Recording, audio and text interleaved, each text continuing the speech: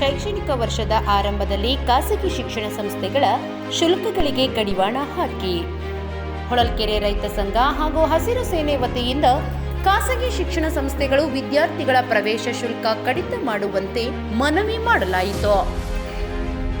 ಖಾಸಗಿ ಶಾಲೆಗಳು ಪ್ರತಿ ವರ್ಷ ವಿದ್ಯಾರ್ಥಿಗಳ ಪ್ರವೇಶ ಶುಲ್ಕ ಮತ್ತು ಇತರೆ ಶುಲ್ಕ ಏರಿಕೆ ಮಾಡುತ್ತಿದ್ದು, ರಾಜ್ಯದಾದ್ಯಂತ ಬರಗಾಲ ಆವರಿಸಿದೆ. ರೈತರು ಜೀವನ ನಡೆಸಲು ಕಷ್ಟಪಡುತ್ತಿದ್ದಾರೆ. ಇದರಿಂದ ಶಿಕ್ಷಣ ಇಲಾಖೆ ಇದಕ್ಕೆ ಕಡಿವಾಣ ಹಾಕಬೇಕು ಎಂದು ರೈತ ಮುಖಂಡ ಈಚಘಟ್ಟದ ಸಿದ್ದವೀರಪ್ಪ ಮನವಿ ಮಾಡಿದರು. ಮತ್ತಷ್ಟು ಸುದ್ದಿಗಳಿಗಾಗಿ ಸಿಟಿ ಚಾನೆಲ್ ಚಳ್ಳಕೆರೆ ಸಬ್ಸ್ಕ್ರೈಬ್ ಮಾಡಿ. ನಮ್ಮ ಚಳ್ಳಕೆರೆ ಟಿವಿಯನ್ನು ಪ್ರತಿದಿನ ಸಂಜೆ 8 ಗಂಟೆಗೆ ವೀಕ್ಷಿಸಿ.